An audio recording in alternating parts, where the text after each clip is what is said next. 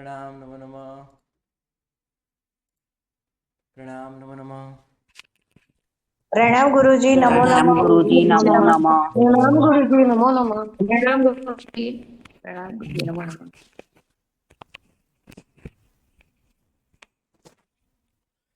चलो आज किसने तैयारी की है? कल गुरुजी मैंने जी तैयारी तो सबको करनी पड़ेगी, सीखना हो तो। जी चलो बोलो आगे। स्टार्ट करूं गुरुजी? जी बोलो।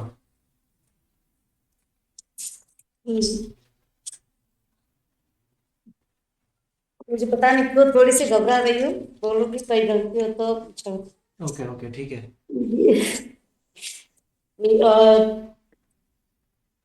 नौवां व्रत श्रावक के 12 व्रतों में से ये नौवां व्रत है, सामायिक व्रत। 4 शिक्षा व्रत है, इसमें सामायिक प्रथम शिक्षा व्रत आता है। तिहेतुपनिहाने अनवत्थाने तः सई विहुने सामय वित्तः के पढ़ सिखावे निंदे। तीव्य 3 प्रकार से दुपनिहानि यानी दुष्परिधान, अनवठाने अनवस्थान के, और तहा तथा सई विहुने स्मृति भ्रंश के विषय में, वितः के विराटना की हो प्रथम शिक्षावत के विषय में, तो उसकी मैं निंदा करता हूँ। सावक को सामयिक में सावक किसी भी प्रकार की सावध्य प्रवृत्ति का त्याग करता है, इसीलिए कहा जाता है कि समनो इव सावो, यानी कि श्रावक साधु जैसा हो जाता है। तो हमें सामयिक बहुत ज्यादा करनी चाहिए। सामयिक संबंधी 5 अतिचार बताए गए हमें यहाँ पे। मन के दुष्परिधान, सेकंड वचन के दुष्परिधान, और तीसरा काया के दुष्परिधान, ये 3। चौथा है अनवस्थान, और 5वां है स्मृति भ्रंश। स्मृति भ्रंश चौथे में आता है, और 5वां है गुरु जी यहाँ पे थोड़ा सा बुक में गलत लिख दिया, तो आपकी वीडियो देखी तो थोड़ा सा डिफरेंस आया कि 5वां अलग है। तो ओके ठीक है। उसका नाम क्या है गुरु जी? नाम नहीं आया, वो किसका एक्सप्रेशन किसका है किसका किसका नाम? 5वां मतलब आपने अनवस्थान और स्मृति भ्रंश दोनों को चौथा बताया अतिचार, तो 5वां अतिचार का नाम अभी से सामयिक लेना पारना सामाय वितह के को आपने ऐसे बताया, सामाय वितह के को कि ये 5वां है। हाँ, तिविहे दुप्पनिहाने 3 प्रकार के दुष्परिधान हुए, राइट। जी जी, अनवट्ठाने तहा सही विहुने अविनय ये तो पूर्वक वर्तन करना और सामयिक को याद न रखना, जी और सामयिकतः कहे सामयिक की जो विधि है वो गलत करना। अच्छा, सामयिक विधि गलत करना, वो 5वां हुआ। जी मुझे धन्यवाद। तो प्रथम मन के दुष्परिणाम के 10 दोष बताए गए हैं। गुरुजी शॉर्ट में ले सकती हूँ, लिखा हाँ है शॉर्ट मैंने। में लो चलेगा। जी, मन के 10 दुष्परिणाम 10 प्रकार के हैं, जो हमें सामयिक करते वक्त नहीं करने चाहिए, यानी कि अविवेक पूर्वक सामयिक नहीं करना चाहिए, और यश कीर्ति की कामना करते हुए सामयिक नहीं करनी चाहिए, आर्थिक लाभ की आशा से सामयिक नहीं करनी चाहिए, मन में अभिमान रखकर नहीं करना चाहिए, भय पूर्वक मतलब मन में कोई भय रखकर सामयिक नहीं करनी चाहिए, और भौतिक फलों की कामना नियाना नहीं करना चाहिए, सामयिक के फल पर संदेह नहीं करना चाहिए, और मन में किसी भी प्रकार का क्रोध नहीं रखना चाहिए, गुरु भगवंत के प्रति अविनय नहीं रखना चाहिए, और बिना अहोभाव के यानी कि कोई बिना बहुमान के हमें सामयिक नहीं करनी चाहिए। इस प्रकार से टोटल मन के दुष्परिणाम होते हैं जो हमें सामयिक करते वक्त नहीं करने चाहिए। वैसे ही वचन के भी 10 दुष्परिणाम हैं जो हमें सामयिक ग्रहण करने के बाद नहीं करनी चाहिए, यानी 48 मिनट्स तक। पहला है कठोर वचन, असत्य नहीं बोलना चाहिए, बिना बिना सोचे समझे बोल देना। तीसरा, शास्त्र के विपरीत बोल देना, सामयिक सूत्रों को संक्षिप्त में बोल देना, कलह उत्पन्न हो ऐसे वचन बोलना, विखता करना, हास परिहास करना, अशुद्ध उच्चारण करना सूत्रों का, सूत्र पाठ में गड़बड़ कर देना, अपेक्षा रहित वचन बोलना। गुरु जी, ये मैंने जानबूझ के लास्ट में दिया, इसका अर्थ आपको थोड़ा लास्ट में बताना, मुझे इसका अर्थ समझ में नहीं आया। तो ये इस प्रकार से 10 वचन के दुष्परिणाम है जो हमें नहीं करने चाहिए। और काया के 12 दोष हैं जो श्रावक सामयिक ग्रहण करते वक्त इसका त्याग करना चाहिए हमें। अयोग्य स्थान पर बैठकर सामयिक नहीं करनी चाहिए, अस्थिर आसन में नहीं बैठे तो दोष लगता है स्थिर रहना चाहिए, इधर उधर दिखते नहीं रहना चाहिए, संसार संबंधी पाप आदि प्रवृत्ति नहीं करनी चाहिए, दीवार या स्तंभ का सहारा नहीं लेना चाहिए हमें, पैरों को फैलाना, हाथ पैरों को फैलाना या संकुचित करना ये सब नहीं करना चाहिए, आलस प्रमाद नहीं करना चाहिए, अंगुलियां नहीं चटकानी चाहिए, शरीर का मैल नहीं उतारना चाहिए, आलसी की तरह नहीं बैठना चाहिए, स्वाध्याय ध्यान जाप इत्यादि छोड़कर वो नहीं करना चाहिए, और नींद नहीं लेनी चाहिए, और वस्त्रों का संकुचन नहीं करना चाहिए हमें। इस प्रकार से ये 3 मन वचन काया के दुष्परिधान है जो हमें ध्यान रखने चाहिए। उसके बाद अनवस्थान है, यानी कि अनवस्थान और स्मृति भ्रंश ये दोनों साथ में लिया गया है कि सामने कब आई है तो ध्यान न रखकर पहले ही पार लेना, ऐसे दोष लगता है, और कब ली थी, कितना पढ़ा मैंने सुमोपति पढ़ी लेकिन की या नहीं की, कब कब ऐसा हो जाता है तो वैसा स्मृति भ्रंश वो सब दोष लगता है हमको, अगर हम ध्यान न रखें तो उपयोग पूर्वक न करे कार्य तो। और 5वां जैसे अभी आपने बताया कि अविधि से लिया, 5वां नियम सामयिक को अविधि से लिया या पारा हो तो वह 5वां। इस प्रकार से प्रथम शिक्षाव्रत के संबंध में जो कोई अतिचार सामयिक व्रत में मुझे लगा हो तो मैं उसकी निंदा करती हूँ। सेकंड 10वें दूसरा शिक्षाव्रत देशावकाशिक का लगता है हमें, तो उसमें हमें 2 प्रकार से देशावकाशिक के व्रत हम ले सकते हैं। एक क्या था, 2 प्रकार से लेना, एक तो है 14 नियम जो हम लेते हैं वो, और एक देशावकाश सामयिक करना, हाँ सामयिक करना, और मर्यादा यहाँ पे 8 सामयिक करना, सुबह शाम प्रतिक्रमण करना। हाँ जी जी गुरु जी, राइट, यू ही बोला था आपने, 8 सामयिक करके और 2 सुबह शाम के प्रतिक्रमण करके प्रथम है वह, और द्वितीय है जो 14 नियम हम ग्रहण करते हैं उसका भी देशावकाशिक का व्रत लगता है। तो ये यहाँ पे हमें चिट्टे दिक्परिमाण का जो व्रत है गुण व्रत उसके बारे में उसको लेकर यहाँ पे हमें समझाया गया है कि हमें वहाँ पे 5 अतिचार कौन कौन से लगते हैं, तो आनयन प्रयोग, प्रेषय प्रयोग, शब्दानुपात, रूपानुपात, पुद्गल क्षेप, इस प्रकार से 5 अतिचार हमको लगते हैं।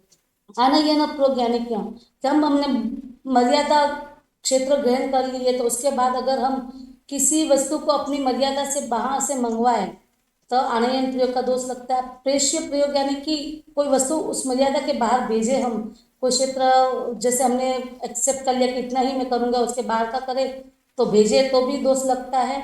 फिर शब्दानुपात, गले या खांसी या ऐसा कुछ आवाज निकाल कर या कुछ बजा कर या ऐसे हम किसी को बताए कि हम यहाँ पे है, अगर कोई काम हो तो इस तरह से अगर जताना हो तो अब शब्दानुपात का दोष लगता है।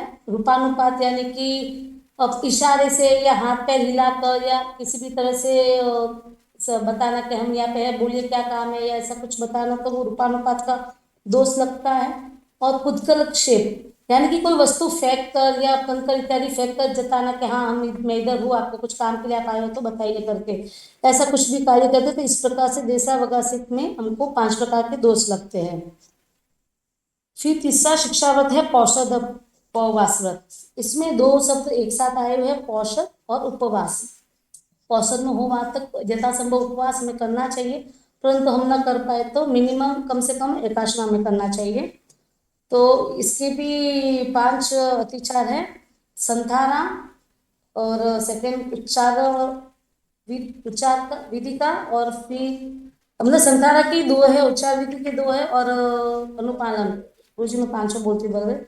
एक आपने बताया पौषध 4 प्रकार के हैं, शरीर सत्कार का सर्वथा त्याग करना, व्यापार का सर्वथा त्याग करना होता है पौषध में, अभ्रम का सर्वथा त्याग करना होता है पौषध में, और आहार 2 प्रकार से त्याग कर सकते हैं, या तो सर्वथा त्याग करे जैसे कि उपवास वगैरह ग्रहण करे, या फिर कोई छूट रखे जैसे क्रिया उपवास हो, या कम से कम एकाशना कर रहे हो तो ऐसे।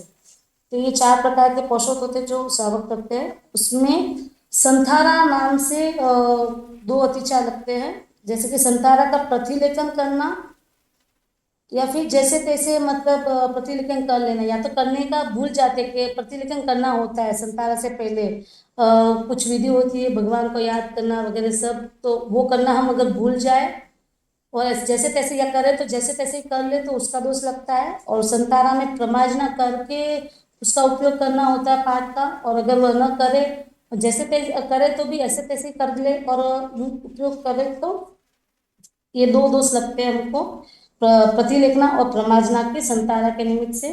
फिर उच्चार का है, उच्चार यानी लघु नीति और बड़ी नीति। वह जब करते तो देख के हमें पलटना वगैरह होता है, और पलटने के बाद अनुजान और जसु, पलटने के पूर्व अनुजान और जसु को, और पलटने के बाद 3 बार वो सिरे इत्यादि न बोले, या प्रमार्जना न करे, और ऐसे तैसे ही उपयोग कर ले भूमिका वगैरह, तो उसका हमें ये दोष लगते हैं। प्रतिलेखना और उच्चार के भी प्रतिलेखना और प्रमार्जना के ये दो दोष लगते हैं। 4 दोष ऐसे हुए। फिर 5वां है अनुपालना, है कि औसत में प्रमाद नहीं करना चाहिए, पालनादिक की चिंता नहीं करना चाहिए कि कल काम क्या मिलेगा, क्या करूंगा पालना में, कैसे करूंगा इत्यादि चिंता नहीं करनी चाहिए। और व्रत का पालन अगर हम बराबर न करें तो ये 5वां दोष हमें लगता है। तो ऐसे तीसरा पौषधापवस का हमको कोई भी अतिचार लगा हो तो उसकी मैं निंदा करती हूँ। चौथा है शिक्षा व अतिथि संविभाग। इसके 5 अतिचार है: सचित निक्षेप, सचित पिधान, परव्यपदेश, मात्सर्य व कालातिक्रम। सचित निक्षेप यानी कि इसमें ये एक 2 दिन का होता है ये व्रत। पहले दिन श्रावक पौषध करता है, फिर दूसरे दिन वह साधु भगवंत को या पाना के पूर्व बुलाता है, फिर वो जो उपयोग करे, मतलब वो जो ग्रहण करे गोचरी, वही गोचरी वह श्रावक अपने घर पे एकाशना करके करेगा, मतलब एकाशना रहता है दूसरे दिन। ऐसे 2 दिन का आपने समझाया हमें। और अगर साधु साध्वी का योग संयोग न हो तो हमें किसी उत्कृष्ट श्रावक भाई या कोई हो तो साधर्मिक भाई बंधु को बुलाकर उनको भी करवाना चाहिए हमें। और फिर एकाशना करते तो वो उन्होंने जितना ग्रहण किया हो, साधु साध्वी हो तो उन्होंने जितनी गोचरी ली हो, और श्रावक श्राविका इत्यादि कोई हो तो उन्होंने जितना खाना खाया हो, तो उस हिसाब से उसको भी एकाशना में लेना होता है, उससे ज़्यादा नहीं लेना चाहिए उसको। तो ये ऐसे अतिथि संविभाग का व्रत करते हैं वो। तो उसके 5 दोष बताए। सचित निक्षेप, जैसे साधु को देने योग्य वस्तु होती परंतु उसके ऊपर सचित वस्तु से भूल से ढक लिया हमने, तो उसका हमको दोष लगता है। अचित वस्तु मतलब अचित वस्तु पे सचित वस्तु रख दी तो ये सचित निक्षेप कहलाता है। फिर सचित पिधान, बराबर बोल रही हूँ, सचित पिधान यानी साधु भगवान के कल्प्य वस्तु थी परंतु उसके ऊपर भूल से पहले तो हमने जानबूझ के रखी थी, न देने के भाव से शायद, और सेकंड सचित पिधान में भूलवश रख दी, तब भी दोष लगता है तिचा। फिर पर व्यदेश, न देने की भावना से अपनी वस्तु होते हुए भी दूसरों की बता देते हैं, और देने की भावना से दूसरों की वस्तु हो तो भी अपनी बता देते हैं। ऐसा करके जब करते तब भी हमें ये पर व्यदेश का दोष लगता है। मात्सर्य मतलब मन में थोड़ी ईर्ष्या वगैरह रख कर क्यों देना पड़ रहा है, जैसे मम्मन से ने पूर्व में कहता, तो वैसा कुछ भाव लाकर अगर हम दान दे तो वह मत्सर्य भाव का दोष लगता है हमको। और कालातिक्रम यानी कि समय चला जाता है और उसके बाद हम गोष्ठी के लिए गुरु भगवंत को बुलाना चाहिए। हमें समय मर्यादा ध्यान रखनी चाहिए कि गुरु भगवंत कब गोष्ठी जाते हैं कब आते हैं, तो ये देखकर ही हमें उनको गोष्ठी के लिए बुलाने जाना चाहिए। काल समय जाने के बाद बुलाते तो कालातिक्रम का भी दोष लगता है। गुरु जी भूल गई, सारी गाथा तो बोली नहीं। अच्छा मित्रों, नहीं, अच्छा प्रयत्न किया आपने, प्रयत्न आपने बहुत अच्छा किया। बस ऐसे ही आगे भी करते रहना चाहिए आपको, है ना। जी गुरु जी, धन्यवाद। चलो आगे किसको बोलना है? संतोष बहन जी बोलिए। जी, बोलो। जी, संलेखना व्रत के अतिचार और उनका परिणाम, यही वाली बात है ना जी। जी, ओके। इयरोये परलोये दिव्ये मरण्य आतंकपोगे पंचभियो अय्यारो मां चौचमानते। इयरोये मतलब श्लोक में, परलोय अर्थात परलोक में, जीव्य मतलब गाथा जीवन छूट नहीं शायद संतोष बहन, सुही एसुआ दुही एसुआ आएगी। जी और ये ओके, सॉरी मिचा में दुक्रम, ये 2 गाथा और थी, सॉरी गाथा नहीं बोली तो मैं भूल ही गई। कोई ये 2 बात गाथा नहीं, का भी बोलना था ओके मुझे। सूर्य, हाँ दो सूर्य बोल दीजिए, आप बोलना चाहे बोल दीजिए, ठीक है हाँ कोई बात नहीं, आप बोल दीजिए, कोई बात नहीं। हाँ ओके ओके ओके। जी जी। सूयेषु दूयेषु जाम्य संजयेषु अनुकंपा राजेर्व दोषेर्व तम्निन्दितं च गरिहामि। साहुषु तं विभागो न कौ तव चरण कर्ण जुक्तेषु संते पातु अदानि तम्निन्दितं च गरिहामि। है ना। अब इसके अंदर है सुहेसु दुहेसु। सुहेसु मतलब जो सुहित या सुखी होते हैं उनके विषय में ऐसे कुछ साधु संत होते हैं इनके लिए कहा गया है। दुहेसु जो दुखी हो ऐसे विषय में। असंजेसु मतलब गुरु की जो निष्ठा में रहते हैं, गुरु के पास में रहते हैं, उनकी सेवा में रहते हैं, उनके विषय में। अनुकंपा अर्थात दया से। और संविभाग मतलब दान देने योग्य वस्तु होते हैं उसके कुछ भाग अपन देना चाहते हैं, वो होते हुए भी उसका बताया यहाँ पे। न को नहीं दिया। और फिर तब चरण करण जितेश्वर अर्थात कि तप में, तप मतलब तप, चरण चारित्र, कर्ण मतलब चारित्र में करने योग्य जो नियम होते हैं उनके विषय में। संत्य मतलब विद्यमान होने पर भी। और खासु और दान अर्थात प्रासुक दान के विषय में। अब यहाँ पर कहते हैं कि यहाँ पर कहा जाता है कि सुहित मतलब जो सुसाधु है वगैरह, दुखित है मतलब कुछ साधु है या मतलब वो पालना बराबर नहीं कर रहे हो, इस प्रकार के जो साधु हो, और गुरु की निष्ठा में जो रहते हैं, ऐसे सभी मुनियों के विषय में जो हम राग और द्वेष से अगर कोई भक्ति करते हैं तो हमें अतिचार लगता है उसमें, इसलिए उसमें उसकी मैं निंदा करता हूँ और ग्रह भी करता हूँ। फिर कहते हैं कि देने योग्य वस्तुएं हैं हमारे पास, है ना, देने योग्य वस्तुएं है भी, और फिर भी और तप और चरण में मतलब चारित्र में, और कर्ण मतलब उनके जो करने योग्य नियम है उनसे युक्त महात्मा जो होते हैं उनके उनको देने योग्य एक कुछ भाग हमारे पास है, कुछ देने योग्य है, फिर भी मैं उसके नहीं दिया हो तो उसकी मैं निंदा करता हूँ और गर्व करता हूँ। उसके बाद आगे की गाथा है हमको एक।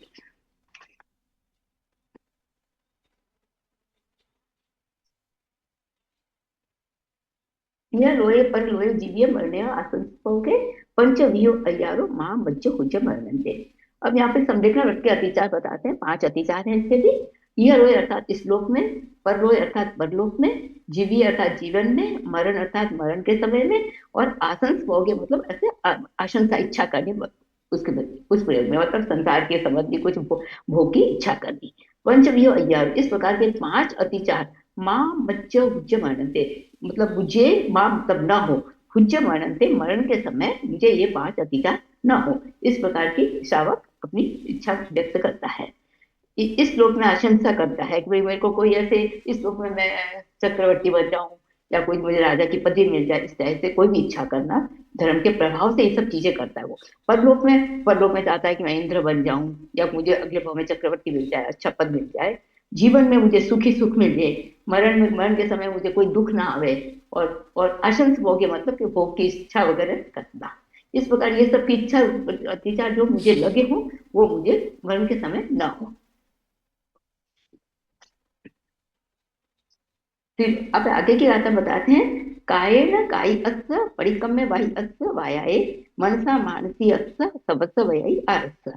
इसमें कायेन अर्थात त्रियोग जन त्रियोग मन वचन काया से जो भी अतिचार हैं उनका सामूहिक यहाँ पर प्रतिक्रमण किया गया है। कायेन अर्थात काय से, कायस्य मतलब काय प्रवृत्ति से, जो काया से किया गया है। परिकम्य मतलब प्रतिक्रमण करता हूं मैं। वाई अस्य मतलब वचन से, वचन के वाचिक से, और वाणी से मतलब वाणी से कुछ बोला है वो ऐसी प्रवृत्ति होनी है भाई, ऐसे मतलब पढ़ी करूँ कोई भी वचन से प्रवृत्ति हो या काया से प्रवृत्ति हुई हो, और मनता मानसी ऐसे मन से कोई प्रवृत्ति मेरी हुई हो, तो सबसे वही आरस है। इस प्रकार सभी अत्याचारों में, ये सभी अत्याचारों में बताया कि ये इस प्रकार की कोई मेरे से प्रवृत्ति हो गई हो तो मैं उनका मैं निंदा करता हूँ, प्रतिक्रमण करता हूँ।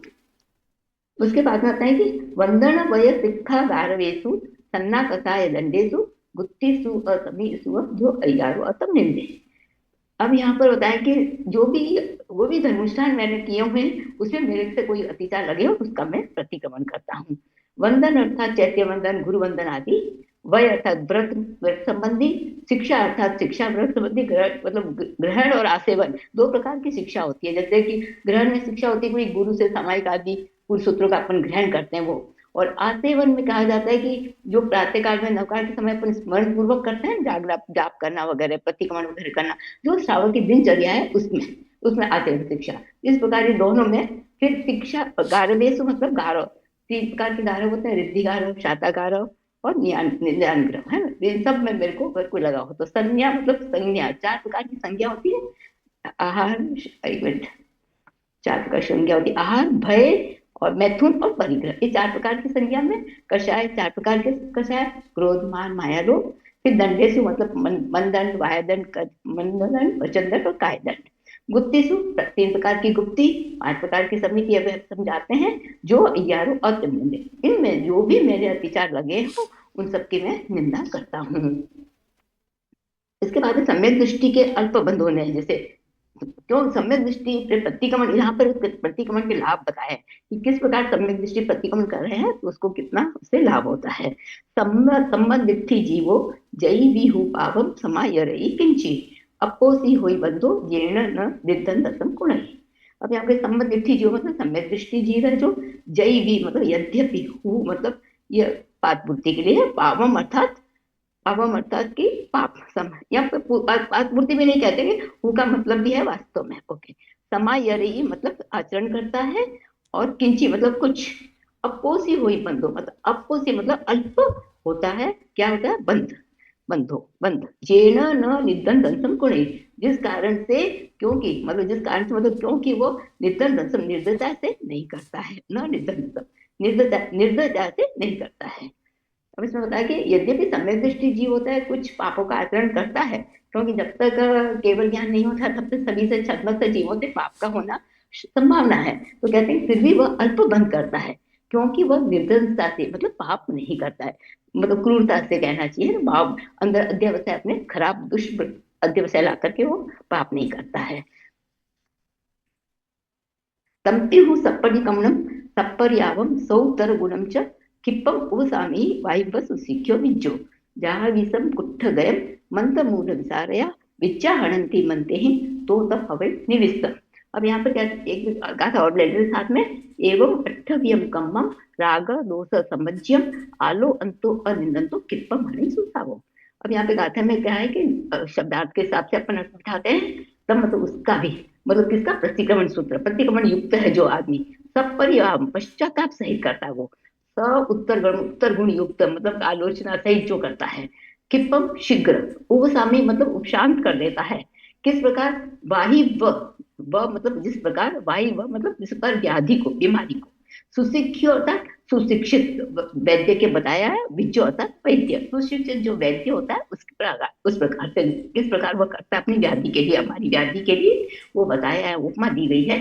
जहाँ जिस प्रकार विषम अर्थात जहर को कुट्ठ गए मतलब कुट्ठ मतलब पेट में गया हुआ है ना, कोई भी आपके बीमारी होती है तो पेट में जाती है, तभी उससे से कुछ बीमारी होती है, ऐसी कोई खराब चीज चल जाए तो उस प्रकार को उदर में गया हुआ, मंत्र मूल विचार्या मंत्र और मूल के विशारद, मतलब जो वैद्य होते हैं ये मंत्र और मूल के विशारद होते हैं, तो वो क्या करते हैं, हनंती नष्ट कर देते हैं, मनते हैं मंत्रों के द्वारा, किसके द्वारा, मंत्रों के द्वारा, तो उससे क्या होता है, उसका निर्विष हो जाता है, वो जो रोगी है वो निर्विष हो जाता है। तो इसी प्रकार अट्ठव्यम 8 प्रकार के कर्मों मतलब कर्मों को, 8 प्रकार के कर्मों को किस प्रकार हमने उपार्जन किए हैं, राग और द्वेष जो हमारे आंतरिक शत्रु है उससे अपन ने उपार्जित किए हैं वो, तो ऐसे इन सब की वो आलोचना करता हुआ, किस प्रकार, प्रतिक्रमण के द्वारा आलोचना करता हुआ, निंदा करता हुआ, और शीघ्र ही, किप्पम मतलब शीघ्र हणि नाश कर देता है, वो कौन होता है, वो सुश्रावक। यहाँ सुश्रावक को प्रतिक्रमण से किए हुए फायदे का यहाँ पर लाभ का वर्णन किया गया है। प्रतिक्रमण से भार मुक्ति, कय पावो भी मनुष्य आलो या निंदीय गुरु सगा से होई ऐरेग लहुओ ओहरिय भरूप भार बहो। कय पावो भी मनुष्य मतलब मनुष्य, कई पावो भी करते हुए भी, आलोय निंदीय गुरु सगा से क्या करते हुए, आलोचना करते हुए, निंदा करते हुए, किसके समक्ष, गुरु के समक्ष, होई ऐरेग लहु, वो क्या हो जाता है, लहू हल्का हो जाता है, अपनी निंदा अपने पश्चाताप गुरु को बता दिया तो वो तो हल्का हो गया, अब गुरु जाने मेरे को क्या करना, वो गुरु बताएंगे जो मैं कर लूंगा, वो खुद तो अपना हल्का हो जाता है, ये कहते ही, होई ऐरेग लहु ओहो रिय भरू भार हो, जो भार मजदूर होता है ना उसके ऊपर सिर पर खूब सारा बोझा लगा हुआ है, थक जाता है तो वो नीचे उतारता है और हार्श फील करता है कि हाँ मैं बिल्कुल हल्का हो गया, कितना मुझे आराम मिल गया। तो इसी प्रकार गुरु के समक्ष अपन अपने सारे दोष बताते हैं तो अपन ऐसे अपने आप को हल्का करते हैं, हाँ मेरे में कोई दोष नहीं रहा, गुरु को बता दिया, अब गुरु की जो मर्जी होगी करेंगे, गुरु को बता दिया मैं, इस प्रकार से वो हल्का हो जाता है। आगे का बताते हैं प्रतिक्रमण से दुख मुक्ति किस प्रकार होती है, अवस्थ एण सावो जैवी बौरव होई दुखान मंत किरियम काही अचिरेण कालेण। अब यहाँ पे कहते हैं कि किसके द्वारा, आवश्यक द्वारा, ये हमने जो 6 आवश्यक किए हैं प्रतिक्रमण में, इन आवश्यक के द्वारा सावो मतलब श्रावक, जैवी बहुरव होई मतलब कि यद्यपि बहुत कर्म वाला है, जैवी मतलब यद्यपि, बहुरव मतलब अद्यपि बहुत कर्म वाला होता है, परंतु फिर क्या हो जाता है, दुखाणम अंत क्रियम, अपने दुखों के क्षय अंत कर देता है, क्रियम कर देता है, काही अचिरेण कालेण, काही मतलब कर देता है, अचिरेण कालेण मतलब शीघ्र शीघ्र। आप प्रतिक्रमण किया है, सब कर दिया, निंदा भी कर दी, अपनी गणना भी कर दी, गुरु के समक्ष सब कह भी दिया, प्रतिक्रमण कर लिया पूरा तरह से, तो वो कुछ शीघ्र काल में उसके दुखों का अंत आ जाता है। कितना इस प्रतिक्रमण से कितना मतलब फायदा बताया, जो हम विश्वास भी नहीं कर सकते, इतना ज्यादा हमें फायदा होता है अगर हम भाव से करें तो। विस्मृत दोषों की आलोचना करते हैं अब। आलोवना बहुविया न या संभरिया परिकमन काले, मूल गुण उत्तर गुणे तम निंदे तम च करियामी। अब आलोचना बहुत प्रकार की हमने, आलोचना बहुत प्रकार की है, न ये संभरिया, परंतु फिर भी वो मैंने पर कहाँ यादें की, प्रतिक्रमण के समय, क्योंकि हम दिन भर में छोटे बड़े कई अत्याचार कर लेते हैं जो हमें याद भी नहीं होते हैं, पर हमारे गुरु सब जानते हैं, उनको सब पता होता है, जो ज्ञानी गुरु होते हैं, तो वो कहते हैं कि हमने प्रतिक्रमण के समय अगर नहीं भी हमने याद किए हैं, तो मूल गुण उत्तर गुण में सारे जो मूल आचार है उसमें, मूल गुण मतलब अपने 5 अनुव्रत हैं, उत्तर गुण मतलब 3 गुण व्रत, 4 शिक्षा व्रत, इन सबको अगर इसमें करते हुए भी बहुत सारे हैं वो मैंने नहीं याद किए हैं, तो उनकी भी मैं निंदा और गला करता हूँ।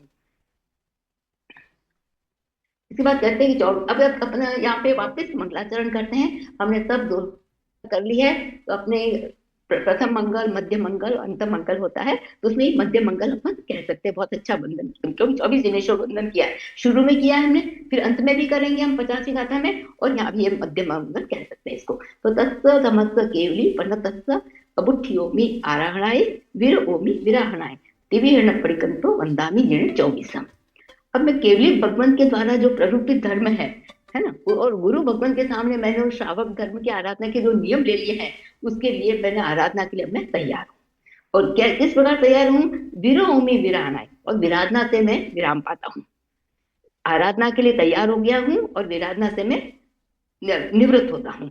तिविहेण परिकंतो, इस प्रकार तिविहेण मन वचन काया से मैं प्रतिक्रमण करता हुआ वंदामी जिण 24 दिनेश्वरों को मैं वंदन करता हूँ। इसके बाद में सर्वोच्चते साधु वंदन को, ये सब मंगल में आते हैं कि हम सब आपको सब मैंने प्रतिक्रमण से सब अपने पापों से निवृत्त होकर मैं पुनः वंदन किया है सब भगवान को। इसी प्रकार सब चैत्यों को वंदन करते हैं, अपन साधु वंदन को करते हैं। जावंती चेई आई उड्डे अय तिरिय लोय सपाइन ताइन वंदे यह संतो तत्थ संताइन। जावंती मतलब जितने भी चैयम चैत्य रहे हुए हैं, कहाँ पर, ऊर्ध्वलोक में, ऊर्ध्वलोक में, अहे अधोलोक में, और तिरिय लोय मतलब तिरंच लोक में, सपाइन ताइन वंदे यह संतो तत्थ संताइन।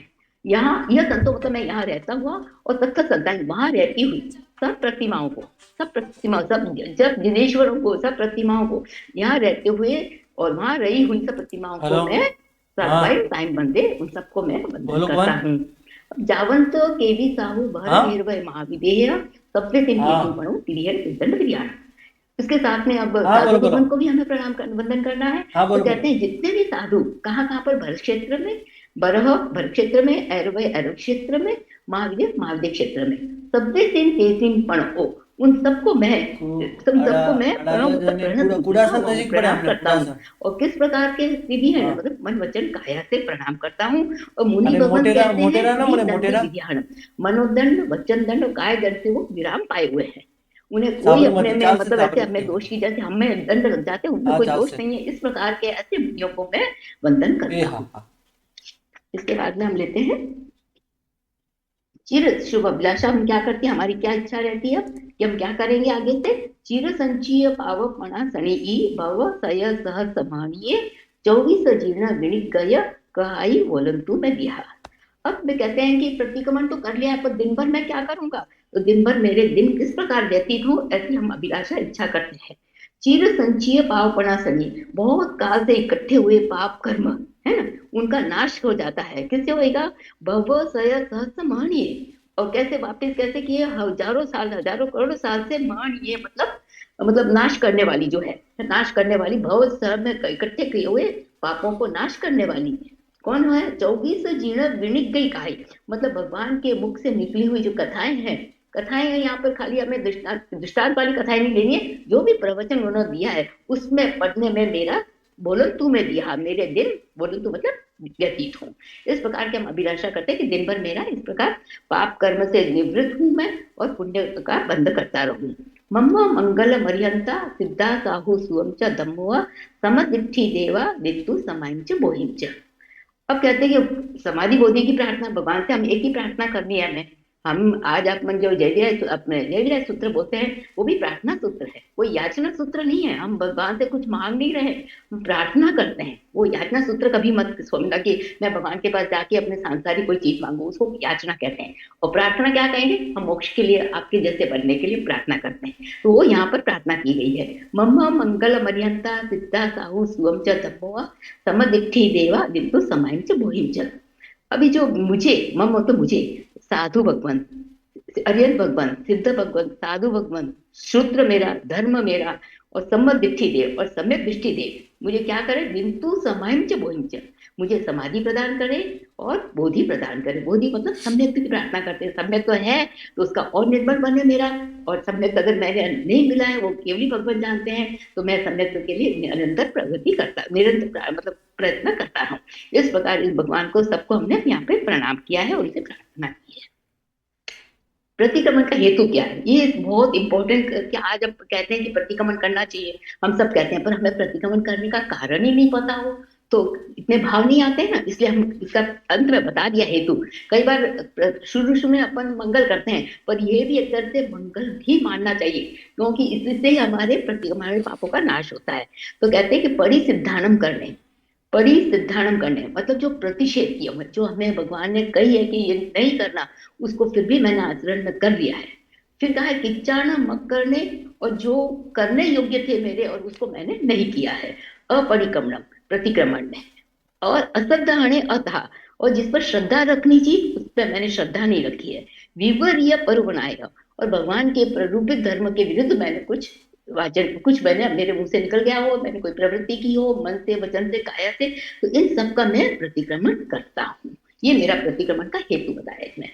फिर कहते हैं क्षमापना और मैत्री भाव। अब देखिए अंत में यही हमारा धर्म का निचोड़ है। खामे में सब जीवे सभ्य जीवा खमंतु में मिट्टी में सब भुएसु वेरम मज्जन कहने। खामे में मतलब मैं क्षमापना करता हूँ, मैं सबको क्षमाता हूँ, किसे, सब जीवे, सर्व जीवों को। मैत्री भावना कितनी सुंदर बताई है, सभ्य जीवा खमंतु में, और सब जीव मुझे भी क्षमा करें। मिट्टी में सब भुएसु, सब प्राणी, सब भुएसु तो सब प्राणियों के प्रति मेरी मैत्री है।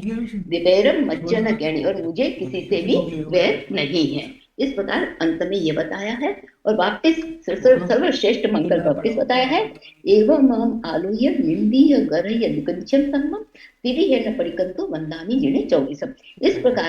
इस प्रकार एवं अहम, इस प्रकार मैं आलोह्य आलोचना करता हुआ, निंदीय निंदा करता हुआ, गरह्य गरहा करता हुआ, दुगंचम दुर्गुप्सा करता हुआ, सम्मम अच्छी से समय प्रकार से, तिरिह न परिकंतो 3 प्रकार से, मन वचन काया से प्रतिक्रमण करता हुआ, वंदामि जिन्हें 24 भगवान को मैं पुनः वंदन करता हूँ। जी गुरु जी। बहुत अच्छा प्रयास किया है आपने, सबको ऐसी ही तैयारी करके धन्यवाद गुरु जी, धन्यवाद गुरु जी। सबको ऐसी ही मेहनत करनी है। कंप्लीट सब गाथा आने चाहिए, सबका विवेचन आना चाहिए, उसमें जो विशेष बातें बताई है वो भी आना चाहिए, पुस्तक में जो दिया गया है वो भी समझना है जी। सबको। मैं बताता हूँ, ये बोलो किसी को कोई प्रश्न? कल से हम थोड़ी तैयारी करेंगे, राइट? और आज शाम को हम मीटिंग रखेंगे, राइट? किसी को कोई पूछना हो एग्ज़ाम के बारे में, कब कौन सी एग्ज़ाम है, एग्ज़ाम के अंदर क्या चेंज किया है, राइट? मीटिंग कितने बजे होगी? 8:30 बजे जी। गुरुजी वो एक दोष का अर्थ समझाइए ना। क्या? वो एक दोस्त मैंने कहा था ना, तो मुझे समझ में नहीं आया, अपेक्षा रही। कौन सी गाथा थी? ये सामयिक व्रत के विषय में, वचन के दोष में। हाँ गुरु जी मैं समझाती हूँ जी, मैं बताऊँ एक बार? हाँ जी बताओ। हाँ जी। अपेक्षा रहित अर्थात आज हमें कोई भी वचन अपेक्षा रहित नहीं बोलना चाहिए। फॉर एग्जाम्पल जैसे साधु भगवान को अपन गोत्री के लिए निमंत्रित करते हैं ना, तो वो क्या कहते हैं, देव गुरु पता है ना, देव गुरु पता है, मतलब कि इसका अर्थ ये हुआ कि भाई देव गुरु की कृपा होगी तो मैं आऊंगा। वो निश्चित नहीं कहते मैं आपके यहाँ आऊंगा ही आऊंगा, क्योंकि अगर वो किसी कारणवश न आ सकते हैं तो उनके झूठ का दोष लग जाता है, मूर्छावाद का दोष लग जाता है उन्हें। तो ये कहने का मतलब कि वो हमेशा अपेक्षा से आ सका तो आ जाऊंगा, नहीं तो नहीं। दोनों उसमें सब, दोनों उसमें आ गए, दोनों वाक्य आ गए। इस प्रकार हमें कोई भी ऐसे निश्चित वाक्य कभी नहीं कहना चाहिए, हमेशा उसमें सापेक्षता रखनी चाहिए कि ये नहीं होगा तो ऐसा भी हो सकता है। तो इस ये सापेक्षता से, हाँ ये बोलिए। सामयिक में है तो निरपेक्ष दोष, तो इसका अर्थ मतलब हाँ, निरपेक्ष दोष मतलब कि आपको जो वचन बोलने हैं, कोई भी आप, जैसे आप किसी को पढ़ा भी रहे हो, है ना, तो आप हाँ पढ़ाते हो तो सापेक्ष वचन का कभी भी यूज नहीं करना, है ना। हो सकता है अपेक्षा आपको से। किसी को, हाँ, अपेक्षा से बोलना है कभी। ये नहीं, मैंने ये करना ही है, मैंने ये बताया जो वही अर्थ सही है, नहीं, ऐसा नहीं होता है। कभी कभी अर्थ दूसरे भी होते हैं, कई अपने गुरु जी भी कहते हैं ना, एक वचन, जी एक शब्द के कई अर्थ होते हैं। इसलिए वही, साधारण। हाँ, सावधान। तो वही यहाँ पर है कि अपेक्षा से हमेशा कोई भी बात, व्यवहार में भी हमें अपेक्षा से बात करनी चाहिए। ये तो समय की बात है, ऐसे व्यवहार में भी हमें अपेक्षा, किसी को ऐसा नहीं कहना तुम तो गलत ही हो, तुम तो गलत ही हो, मैं सही हूँ, ये गलत हो, ये अपेक्षा नहीं, क्योंकि तुमने उसकी बात पूरी सुनी नहीं है। हो सकता है वो किसी और अपेक्षा से सही भी हो, है ना। जी may be Guru ji, right right. गुरु जी आप बता दीजिए अगर ये सही नहीं हो तो। नहीं, ओके, बराबर, ठीक है। चलो, आज तो टाइम धन्यवाद। हो गया, आज टाइम हो गया। तो जी कल, हाँ, कल से किसी को प्रश्न पूछना हो कोई सूत्र में, तो आप पूछ सकोगे। ओके। जी गुरु जी। जी, चलो, प्रणाम, नमो नमः। प्रणाम, प्रणाम। प्रणाम गुरुजी जी।